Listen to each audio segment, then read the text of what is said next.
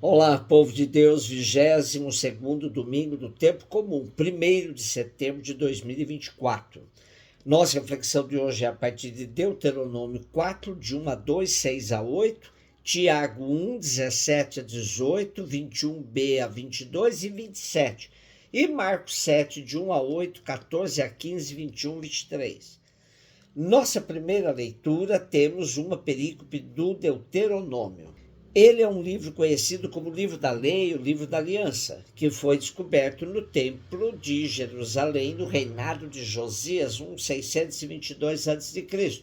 Seus autores, teólogos deuteronomistas, eram originários do norte, Israel, mas, entretanto, refugiados no sul, Judá, após as derrotas dos reis do norte frente aos assírios. Vejamos alguns dados fundamentais da sua teologia. Há um só Deus que deve ser adorado por todo o povo num único lugar de culto, Jerusalém. Esse Deus amou e elegeu Israel e fez com ele uma aliança eterna. E o povo de Deus deve ser um único povo, a propriedade pessoal de Javé. Tudo isso é apresentado num conjunto de 3 discursos de Moisés pronunciados nas planícies de Moabe. Pressentindo a proximidade de sua morte, Moisés deixa ao povo uma espécie de testamento espiritual. Lembra aos hebreus os compromissos assumidos para com Deus e convida-os a renovar a sua aliança com Javé. No texto de hoje temos uma parte de um dos discursos de Moisés, onde ele exorta o povo de Israel a ser fiel à aliança com Javé, pois assim Israel se sobrepõe a todas as nações como a mais inteligente, a mais sábia e a única que tem um Deus que caminha com o seu povo. A manifestação visível dessa fidelidade do povo está na adesão e no seguimento de toda a lei, de todo o decreto que constitui na palavra de Deus. Carta de Tiago. Nossa segunda leitura nos apresenta a Carta de Tiago. Ela é um escrito de caráter sapiencial, isto é, mostra a sabedoria do discernimento cristão diante das situações existenciais. Dirige-se a todas as comunidades cristãs simbolizadas pelas 12 tribos do novo povo de Deus.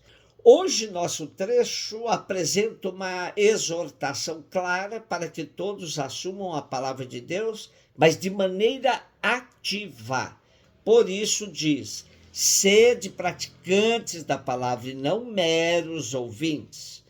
E ser praticante da palavra implica em assumir as obras da caridade e da justiça, tais como assistir os órfãos e as viúvas em suas tribulações. Estes simbolizam os pobres mais vulneráveis da sociedade de então. Marcos 7, 1, 8, 14, 15, 21, 23. Os fariseus e alguns mestres da lei vieram de Jerusalém e se reuniram em torno de Jesus. Eles viam que alguns dos seus discípulos comiam o pão com as mãos impuras, isto é, sem as terem lavado. Com efeito, os fariseus e todos os judeus só comem depois de lavar bem as mãos, seguindo a tradição recebida dos antigos. Ao voltar da praça, eles não comem sem tomar banho. E seguem muitos outros costumes que receberam por tradição. A maneira certa de lavar copos, jarras e vasilhames de cobre. Os fariseus e os mestres da lei perguntaram então a Jesus: por que os teus discípulos não seguem a tradição dos antigos, mas comem o pão sem lavar as mãos? Jesus respondeu: bem profetizou Isaías a vosso respeito. Hipócritas, como está escrito: este povo me honra com os lábios, mas seu coração está longe de mim. De nada adianta o culto que me prestam, pois as doutrinas que ensinam são preceitos humanos. Vós abandonais o mandamento de Deus para seguir a tradição dos homens. E em seguida Jesus chamou a multidão para perto de si e disse: escutai todos e compreendei. O que torna impuro o homem não é o que entra nele vindo de fora, mas o que sai do seu interior, pois é de dentro do coração humano que saem as más intenções, imoralidades, roubos, assassinos, adultérios, ambições desmedidas, maldades, fraudes, devassidão, inveja, calúnia, orgulho, falta de juízo. Todas estas coisas más saem de dentro e são elas que tornam impuro o homem. Em diversos momentos da vida pública de Jesus, ele foi confrontado por autoridades judaicas quanto à conduta dos seus discípulos, que divergiam em muitas dimensões do comportamento dos seguidores de fariseus e doutores da lei. Estes viviam envoltos com a questão da lei, detalhando-a em minúcias e cobrando de todos sua observância rigorosa. Eles viviam submissos a um esquema da lei do puro e do impuro, e vieram de Jerusalém para espiar a vida de Jesus e de seus discípulos e levantar a questão do descumprimento da lei. Para compreendermos bem nosso evangelho de hoje, vale a pena mergulharmos na compreensão desta lei. Popularmente, esse sistema de lei era identificado como a lei do puro e do impuro. Era grande a preocupação com a pureza.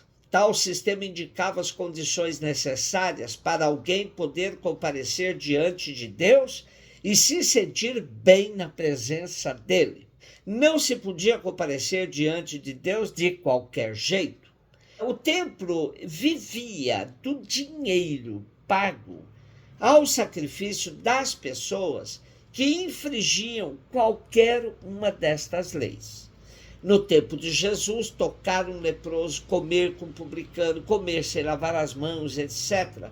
Tudo isso tornava a pessoa impura. A qualquer contato com esta pessoa, os outros eram contaminados.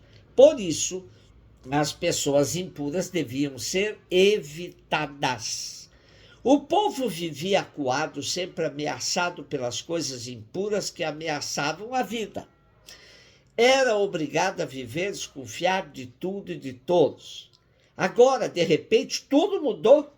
Através da fé em Jesus, era possível conseguir a pureza e sentir-se bem diante de Deus, sem que fosse necessário observar todas aquelas leis e normas da tradição dos antigos. Foi uma libertação. A boa nova anunciada por Jesus tirou o povo da defensiva e do medo. Devolveu-lhe a vontade de viver, a alegria de ser filho e filha de Deus, sem medo de ser feliz. Jesus era um religioso sem ritos, pois estes mais serviam para escravizar as pessoas, prendendo-as a questões secundárias. O capítulo 7 de Marcos apresenta Jesus ensinando o povo a partilhar os pães, pois ele estava preocupado era com a fome do povo. E, por outro lado, fariseus e escribas se detinham nos detalhes rituais. Não estavam preocupados com a fome do povo. Era gente de mãos limpas, porque se imiscuíam de sujá-las, matando a fome do povo, de que precisava o pão. E, ao dizer que o que torna o homem puro não é o que vem de fora e vai para o intestino, mas o que sai do coração, Jesus rompe decididamente com a lei do puro e do impuro, que classificava o que podia e o que não podia servir de alimento. E Jesus renova a lista das impurezas, detalhando o que marcava o comportamento das autoridades judaicas. É de dentro do coração humano que saem as más intenções, imoralidades, roubo, assassino, adultério, ambições desmedidas, maldades, fraudes, devassidão, inveja, calúnia, orgulho, falta de juízo.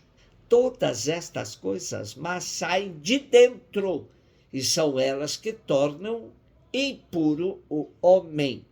Religião ritualista sem caridade só serve para distanciar as pessoas do Evangelho, afastá-las de Jesus Cristo. Um beijo no seu coração.